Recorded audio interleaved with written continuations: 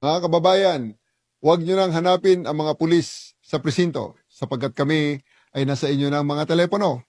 Dial 911, darating kami sa loob ng 5 minuto.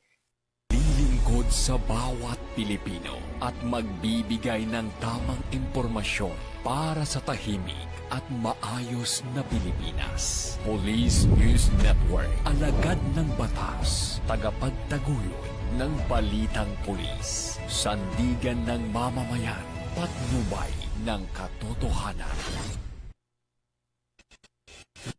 Kampo Krame, maghahatid ng pinakahuling kaganapan at nagbabagang balita. Ito ang PNN Police News Network.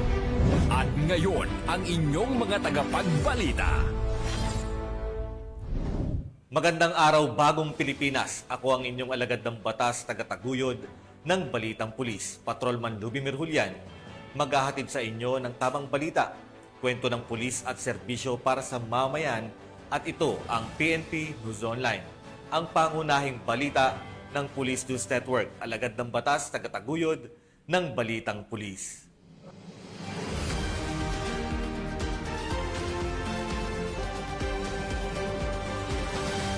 Narito ang mga balitang dapat niyong abangan. Tinatayang 20.4 milyong pisong halaga ng shabu nasa bat sa Zamboanga City. Most wanted person arestado sa kasong frustrated murder. Chief PNP Torre binigyang diin ang pagtutol sa diskarteng tamad ng ilang pulis sa pagtugon sa mga kaso.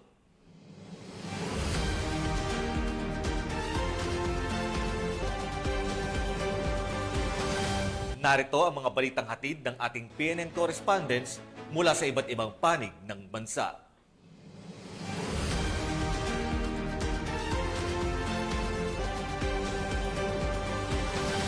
Simulan natin ang balita mula sa bahagi ng Luzon.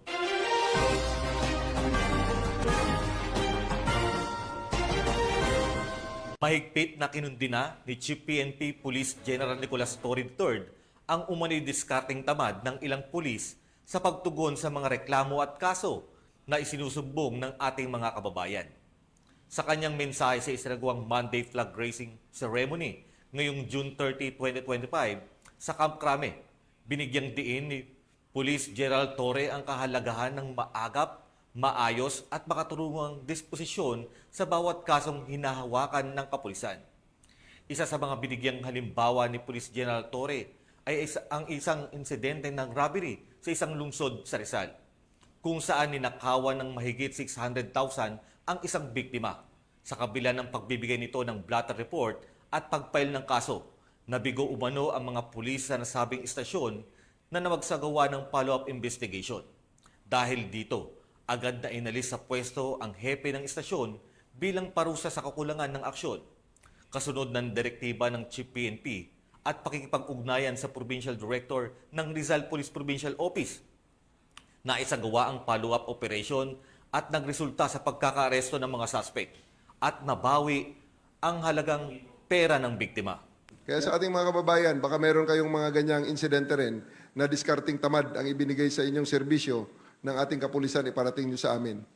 At i-relieve natin ang commander, never to be given again another commander's position habang ako ay Chief PNP. Unless na maubos na uli at makaikot na ang mga qualified sa kanyang pwesto.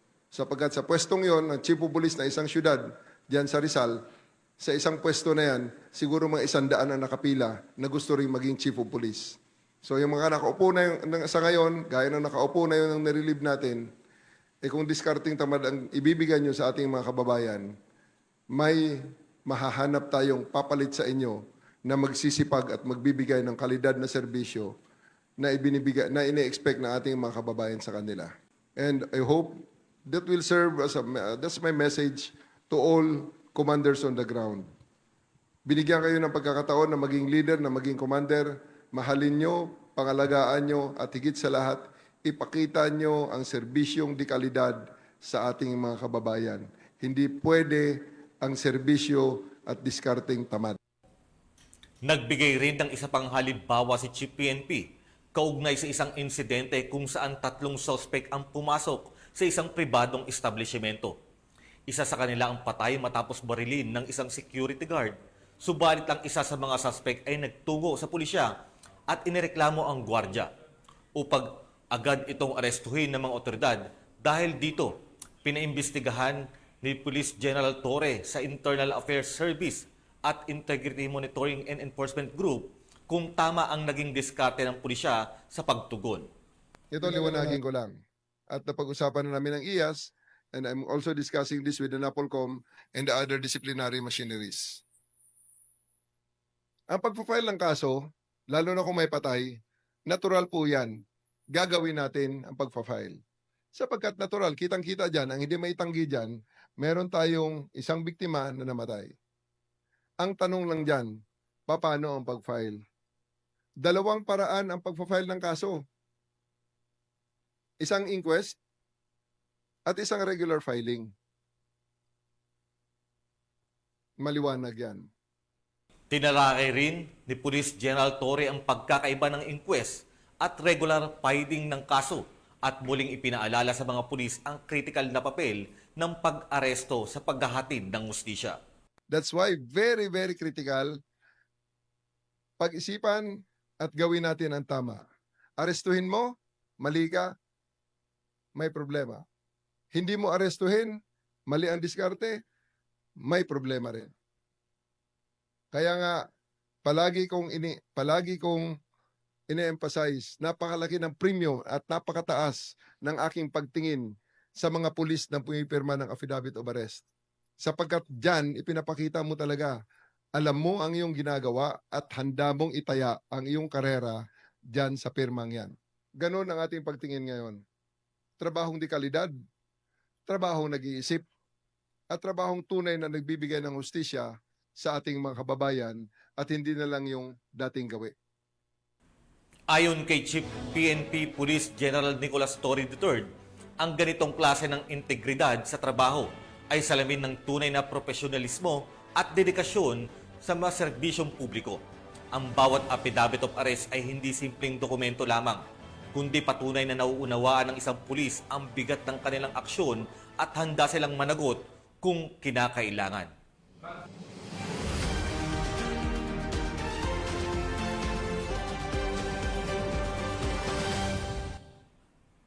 Aabot sa 3 milyong pisong halaga ng marijuana ang nasabat ng mga otoridad sa ikinasang buy-bust operation ng salalawigan ng Nueva Ecija. Nakatutok naman dyan si Patrolwoman Jelly Peña. Arestado ang isang magsasaka sa sinagawang buy-bust operation ng mga operatiba ng Nueva Ecija PNP matapos makumpiska ang tinatayang 3 milyong pisong halaga ng marijuana sa barangay San Fernando Sur, Cabiao, Nueva Ecija. Kinilala ni Police Major Hansen G. Miguel, Acting Chief of Police ng Cabiao Municipal Police Station, ang suspect na si alias Ramos, 46 na taong gulang at isang magsasaka na residente ng nasabing barangay. Nahuli siyang nagbebenta ng hinihinalang halamang marijuana sa mismong bakuran ng kanyang tahanan. Ang operasyon ay pinangunahan ng mga operatiba ng Cabiao MPS katuwang ang Provincial Drug Enforcement Unit at Provincial Intelligence Unit ng Nueva Ecija Police Provincial Office. Nakabili ang nagpanggap na buyer mula sa suspect ng isang piraso ng marijuana plant na nasa paso at nakalagay sa puting sako. Kasama rin sa nasamsam ang isang 1,000 peso bill na buy-bust money. Sa isinagawang masusing inspeksyon, natuklasan din sa kanyang bakuran ang kabuang 12 halaman ng marijuana. 3 sa mga ito ay nasa paso na nakalagay sa sako at 7 naman ay direktang nakatanim sa lupa. Tinatayang nasa 15,000 grams ang kabuang timbang ng nasamsam na marijuana na may halagang humigit kumulang 3 million pesos sa street value. Kasalukuyang nasa kustodiya ng Cabiao MPS ang suspect at mahaharap sa kasong paglabag sa Section 5 at Section 16 ng Article 2 Republic Act 9165 o ang Comprehensive Dangerous Drugs Act of 2002. Patuloy ang pinaigting na kampanya ng Nueva Ecija PNP laban sa ilegal na droga upang tiyakin ang kaligtasan at kapayapaan ng mga mamamayan sa buong lalawigan. Mula dito sa gitnang Luzon, ako ang inyong PNN correspondent, Patrolwoman Gili Advincula Peña, alagad ng batas, tagataguyod ng Balitang Pulis. Maraming salamat, Patrolwoman Peña. Personal na inabot ni Chief PNP Police General Nicolas Torre III ang tulong pinansyal mula sa pamahalaang panlalawigan ng Sorsogon sa 8 dating miyembro ng Communist Party of the Philippines, New People's Army, National Democratic Front na voluntaryong nagbalik loob sa pamahalaan. Nakibalita dyan si Police Corporal Doxy Charis Casasos. Dating miyembro ng rebeldeng grupo CPP-NPA ang tumanggap ng tulong pinansyal mula sa pamahalaang panlalawigan ng Sorsogon bilang bahagi na nagpapatuloy nitong reintegration program nito lamang ika-29 ng Hunyo taong kasalukuyan. Ang bawat benepisyaryo ay tumanggap ng 100,000 sa pangunguna ni PNP Chief Police General Nicolas D. Torre III kasama sina Police Brigadier General Andre P. Dizon, Regional Director ng Police Regional Office 5, Senator Chis Escudero, Governor Edwin Amor at Representative Det Escudero sa isang formal na seremonya na ginanap sa Sorsogon City Police Office sa Barangay Kabidaan, Sorsogon City. Ang tulong pinansyal ay isang bahagi ng isang mas malawak na programa sa reintegration na kinabibilangan ng pag-akses sa mga pagkakataon sa kabuhayan, pagsasanay sa kasanayan, suporta sa psychosocial at mga serbisyo sa rehabilitasyon na nakabatay sa komunidad. Muling pinagtibay ni Chief PNP Police General Nicolas D. Torre III ang buong pangako ng PNP na suportahan ang mga pagsisikap sa kapayapaan at muling pagsasama. Binigyang diin niya na nakahanda ang PNP na tulungan ang mga dating rebelde sa kanilang paglipat sa buhay sibilyan at patuloy na makikipagtulungan sa mga local government units at stakeholders para mapanatili ang kapayapaan at seguridad sa komunidad. Mula dito sa Legazpi City, Albay, ako po ang inyong PNN correspondent, Police Corporal Doxy Charis Casasos, alagad ng batas, tagataguyod ng Balitang Pulis. Salamat, Police Corporal Casasos.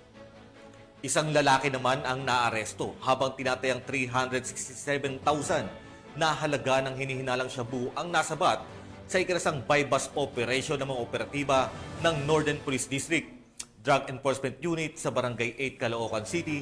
Patrolwoman Gaisel Esperanza sa report.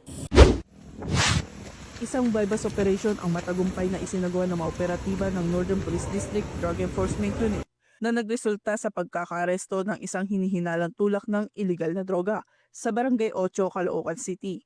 Kinilala ang naarestong suspect na si alias Joy, 48 anyos, isang karpentero na sangkot sa iligal na bentahan ng droga.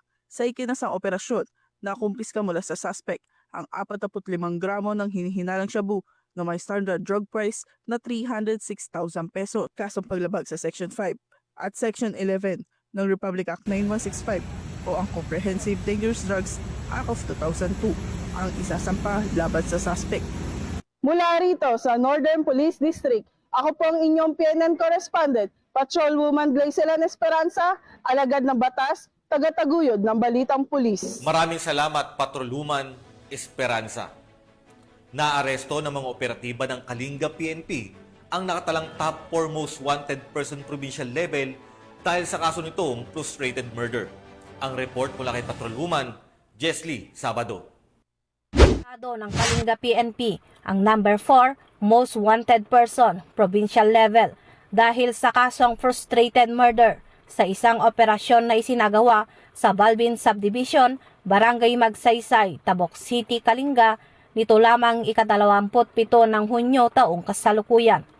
Pinangunahan ng Tabok City Police Station ang operasyon, katuwang ang Kalinga PPO sa pamumuno ni Police Colonel James D. Mangili, Provincial Director ng Kalinga Police Provincial Office, kasama ang Provincial Investigation Unit, 1st Kalinga PMFC, Regional Intelligence Division ng PROCAR at Provincial Intelligence Team Kalinga.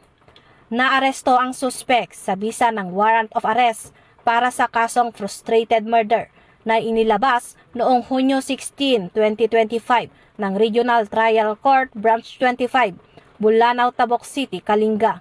Ang nasabing kaso ay may itinakdang piyansang nagkakahalaga ng 200,000 pesos.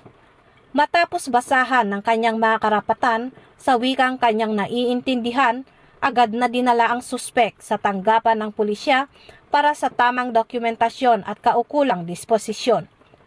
Hinihikayat ng kapulisan ang publiko na makipagtulungan sa pamamagitan ng pagbibigay ng tamang impormasyon upang mapabilis ang pagkakaaresto sa mga pinaghahanap ng batas.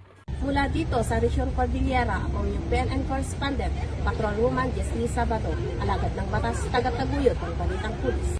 Maraming salamat, Patrolwoman Sabado. Nasa kote ng Quezon City Police District ang 5 individual na kabilang sa listahan ng station level most wanted person sa isinagawang magkakahiwalay na operasyon sa Quezon City. Alamin ang detalye ng report mula kay Patrolwoman IB Corporal. Naaresto ng Quezon City Police District ang 5 station level most wanted person sa magkakahiwalay na operasyon noong Hunyo 19 hanggang Hunyo 21 taong kasalukuyan. Ayon kay Police Colonel Randy Glenn Silvio, OIC ng Quezon City Police District, kabilang sa mga naaresto sina alias Jonathan ng Police Station 10 sa Kamuning, alias Crispy ng Police Station 5 sa Taguig Jail, alias Justin ng Police Station 8 sa Antipolo, alias Jopen ng Police Station 9 sa Aurora Boulevard, at alias Joanne ng Police Station 11 sa Quezon Avenue. Karamihan sa kanila ay may warrant of arrest dahil sa paglabag sa Republic Act 9165 o Comprehensive Dangerous Drug Act of 2002, habang isa ay kinasuhan ng attempted rape at sexual assault. Pinuri ni Police Colonel Silvio ang koordinadong aksyon ng mga istasyon. Aniya, patuloy ang ating kampanya para tiyaking ligtas ang bawat komunidad. Ako po ang inyong PNN correspondent, Patrolwoman IB Corporal, alagad ng batas, tagataguyod ng Balitang Pulis. Tunghayan naman natin ang mga balita mula sa Visayas.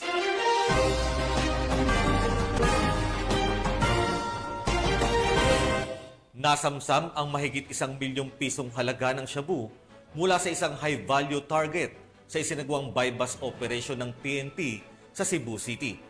Tinutukan niya ni Patrolwoman Annalyn Canoog. Kimas Reyes ngayon ang isang high-value target matapos itong makuhaan ng mahigit 1.5 milyon na halaga ng hininalang shabu sa sinagawang buy-bust operation ng Cebu City PNP sa Sitio Middle, Tabucanal, Barangay Poblacion Pardo, Cebu City. Nito lamang ika-27 ng Hunyo sa taong kasalukuyan. Kinilala ni Police Major Kenneth Paul Albutra, Officer in Charge ng Police Station 7, Cebu City Police Office, ang suspect na si alias Umi, 42 anyos, residente ng Sitio Middle, Tabucanal, Barangay Poblacion Pardo, Cebu City. Ikinasa ang buy-bust operation ng mga operatiba ng Regional Intelligence Division 7, City Intelligence Unit, Cebu City Police Office at Station Drug Enforcement Team ng Police Station 7. Buwan alas 4:55 na madaling araw na nagresulta sa pagka-aresto sa suspect at pagkakumpiska ng 5 pakete at 2 night-tied transparent plastic bags ng ninalang shabu na may kabuuang timbang na 225 na gramo at may standard drug price na 1,530,000, sling bag at buy-bust money. Nasa custody ng naturang tanggapan ng suspect para sa dokumentasyon at tamang disposisyon. This arrest sends a strong message. Illegal drugs have no place in our communities. Let us continue working together to protect our neighborhoods from the grip of drug abuse and criminality. And if you see suspicious activity, do not hesitate to report immediately to your nearest police stations.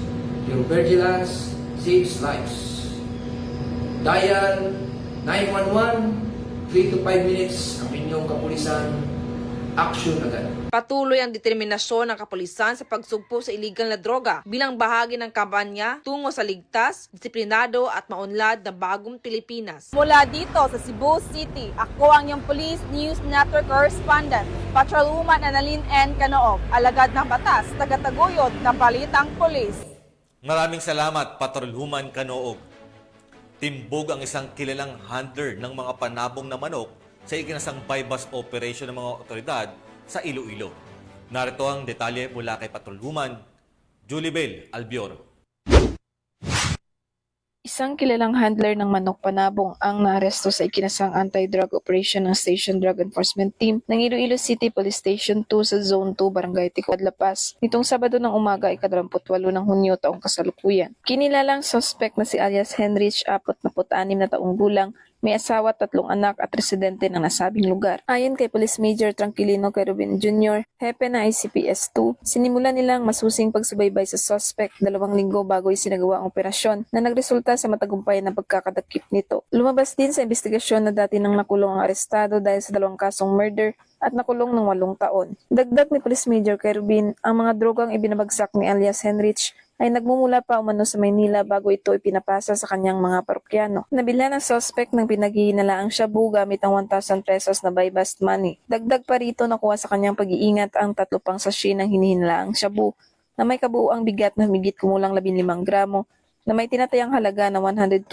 pesos. Ang pagkakahuli sa suspect ay patunay ng pinaigting na kampanya ng kapulisan sa lungsod laban sa iligal na droga, alinsunod sa adikain ng PNP na sugpuin ng kriminalidad sa lahat ng anyo nito. Mula dito sa Police Regional Office 6, ako ang inyong Police News Network Correspondent, Patrolwoman Yolebel Alvior, alagad ng batas, tagataguyod ng balitang pulis. Maraming salamat, Patrolwoman Albior.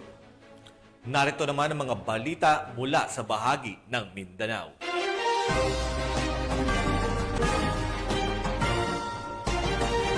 Tinatayang 20.4 milyong pisong halaga ng hinihinalang shabu ang nasamsam ng mga otoridad mula sa isang high-value individual sa anti-illegal drug operation na isinagawa sa lungsod ng Zamboanga. Magbabalita dyan si Patrolwoman AJ Cortez. Kumpiska mula sa isang high-value individual ang tinatayang 20.4 milyong halaga ng shabu sa isinagawang anti-illegal drug operation ng Special Operation Unit 9, PNP-DEG, sa ilalim ng pangangasiwa ni Police Colonel Jomare S. Albarico, Commander ng SOU 9, katuwang ang mga tauhan ng Zamboanga City Police Office Station 11, 1st Mobile Force Company, Zamboanga City Police Office City Drug Enforcement Unit, Regional Drug Enforcement Unit 9, 904th Mobile Company RMFB 9 at Esto Battalion Headquarters RMFB 9 sa General Vicente Alvarez Street, Barangay Zone 4, Zamboanga City, nito lamang ika-29 ng Hunyo taong kasalukuyan. Kinilala ng mga otoridad ang suspect na si alias Neil, isang high-value individual, 41 taong gulang, may asawa, habal-habal driver at residente ng Nazareth San Jose Road, Barangay Santo Niño, Zamboanga City. Nakumpiska sa suspect ang isang piraso ng merchandise bag na may lamang hinihinalang shabu na nakabalot sa newspaper, 3 piraso ng newspaper na may laman ng hinihinalang shabu at 4 na piraso ng transparent plastic ziplock na hinihinalang shabu at iba pang mga non-drug evidence. Mahaharap ang suspect sa kasong paglabag sa Republic Act 9165 o Comprehensive Dangerous Drugs Act of 2002. Ang mga nakumpiskang ebidensya ay nasa kustodiya ng Special Operation Unit 9 para sa agarang pagsusuri, samantalang ang suspect ay kasalukuyang nasa kustodiya ng Zamboanga City Police Office, Police Station 11 para sa dokumentasyon at tamang disposisyon. Mula dito sa tanggapan ng kapulisan sa Region Siam, ako ang inyong PNN Correspondent, Patrolwoman AJ Cortez, alagad ng batas, tagataguyod ng balitang pulis. Maraming salamat, Patrolwoman Cortez. Sa tuloy-tuloy na operasyon ng pulisya kontra illegal na droga, isang newly identified drug personality ang kalaboso sa ikinasang buy-bust operation ng PNP sa Hasaan, Misamis Oriental. Ang report mula kay Patrolwoman Risa Sahonia. Arestado ang isang individual sa ikinasang buy-bust operation ng Provincial Drug Enforcement Unit at mga operatiba ng Hasaan Municipal Police Station sa Barangay Luz Banzon, Hasaan, Misamis Oriental. Kinilala ni Police Major Malachor Anaway, officer in charge ng Hasaan Municipal Police Station, ang suspect na si alias Win, lalaki, residente ng Baguac, San Martin, Villanueva at kinilalang newly identified drug personality.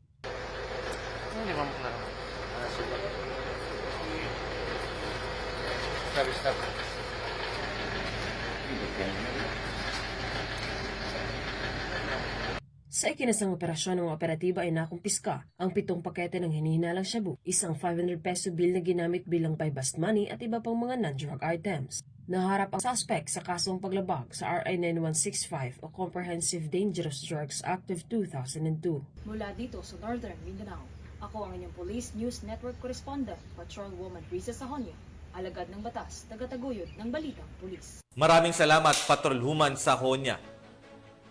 Halos 300,000 pisong halaga ng shabu ang nasamsam mula sa isang negosyanteng suspect sa buy-bust operation na isinagawa sa Digos City. Tinutukan niya ni Patrolwoman Bernamay Lapus. Umabot sa 299,472 pesos ang tinatayang halaga ng nakumpiskang shabu mula sa isang negosyanteng suspect na si alias Ne sa ikinasang bypass operation ng pinagsanib puwersa ng mga otoridad sa Purok, Pakigdait, Barangay Zone 2, Digos City, Davao del Sur, dakong 1:38 ng madaling araw. Ang operasyon na isinagawa ng mga operatiba ng Digos City Police Station, katuwang ang Regional Police Drug Enforcement Unit 11, 1104th RMFB 11 at Philippine Drug Enforcement Agency.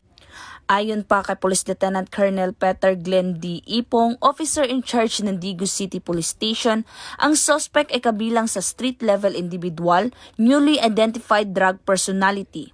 Sa operasyon, nakuha mula sa suspect ang humigit kumulang 44.04 grams ng hinihinalang shabu, bypass money at iba pang ebidensya. Kasalukuyang ang suspect ay nasa kustodiya na ng nasabing istasyon at mahaharap sa kasong paglabag sa RA 9165 o ang Comprehensive Dangerous Drugs Act of 2002. Ang matagumpay na operasyon na ito ay patunay na patuloy ang pagtutok ng kooperasyon ng mga ahensya sa pamahalaan sa kampanya laban sa iligal na droga. Mula dito sa Rehiyon 11, ako ang inyong PNN correspondent, Patrolwoman Bernami Lapus, alagad ng batas, tagataguyod ng balitang pulis. Maraming salamat, Patrolwoman Lapus. Formal naman nang nagsikipagtapos ang 175 police trainees mula sa Police Regional Office 13 sa kanilang Basic Internal Security Operations course at itinalaga sa iba't ibang mobile force units sa rehiyon. Ito'y bilang bahagi ng pagpapatibay ng internal security operations ng Philippine National Police. Patrolwoman K. Francisco sa report. Nagtapos ang 175 bagong pulis mula sa PNP Caraga sa kanilang Basic Internal Security Operations Course nito lamang Hunyo 26, 2025 na isinagawa sa Regional Special Training Unit 13 sa Santiago, Agusan del Norte. Dumalo sa graduation si Police Colonel Michael F. Libanan, Deputy Regional Director for Administration, bilang kinatawan ni Police Brigadier General Christopher N. Abrahano, Regional Director ng PNP Caraga at nagsilbing panauhing pandangal at tagapagsalita. Ang 60 araw na mahigpit na pagsasanay na nagsimula noong Marso 16, 2025 ay nilahukan ng 159 na lalaki at 16 na babae. Layunin nitong ihanda sila para sa mga operasyon sa mga banta sa seguridad sa loob ng bansa. Pinarangalan din ang mga natatanging trainee sa kanilang galing at husay. Top 1 si Pat Gary N. Ariola, Top 2 si Pat Eugene Y. Sabal, Top 3 si Pat Ian Christoph N. Sionilio. Strongman Award si Pat Hosias Vincent R. Labadan at Strong Woman Award si Pat Hanisel Jane C. Upiso. Sa kanyang mensahe, binigyang diin ni R.D. Abrahano na ito ay simula pa lamang ng mas malaking tungkulin sa serbisyo. Ang kanilang pagtatapos ay hudyat ng panibagong misyon. Isang misyong matagal ninyong pinaghandaan at inaasahan ng bayan. Ang mga bagong graduate ay agad na itinalaga sa kanilang provincial mobile force companies sa buong rehiyon upang magsimulang maglingkod sa bayan. Mula rito sa rehiyon ng Caraga, ako ang Police News Network Correspondent, Patrolwoman K. Francisco. Alaga ng batas, tagataguyod ng balitang pulis. Maraming salamat, Patrolwoman K. Francisco. At yan ang mga balitang nakalap ng ating PNN correspondents mula Luzon, Visayas at Mindanao. At bago po tayo tuluyang magtapos, inahanyayahan po namin kayo sa Overseas Job Fair Caravan na inihahandog ng Pasig Public Employment Service Office sa pakikipagtulungan ng Police Community Affairs and Development Group. Gaganapin ito sa Doña Juana Cover Court, Barangay Rosario, Pasig City bukas, July 1, 2025, simula alas 8 ng umaga at magpapatuloy hanggang hapon. Huwag pong palampasin ang pagkakataong ito na makahanap ng trabaho abroad. Mula sa mga lehitimong ahensya, magdala lamang po tayo ng sapat na kopya ng inyong resume, valid ID at iba pang mahalagang dokumento. At sa ngalan po ng pamunuan ng Philippine National Police, sa pangunguna ni PNP Chief Police General Nicolas Torre III at sa pamumuno ni President Ferdinand Bongbong Marcos Jr., kami ay maglilingkod sa bawat Pilipino at magbibigay ng tama at balanseng balita. Dahil dito sa bagong Pilipinas, ang gusto ng pulis, ligtas ka.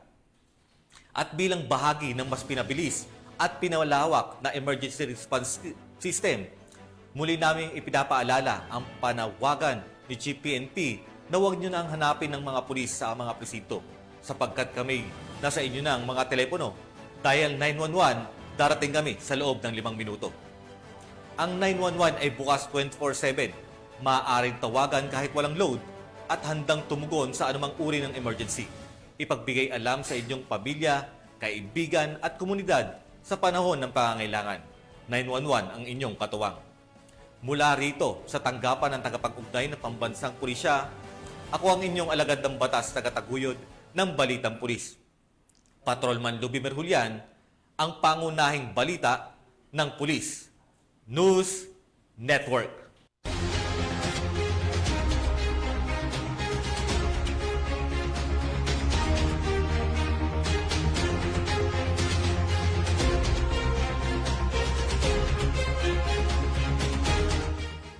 Police News Network, alagad ng batas, tagapagtaguyod ng balitang pulis.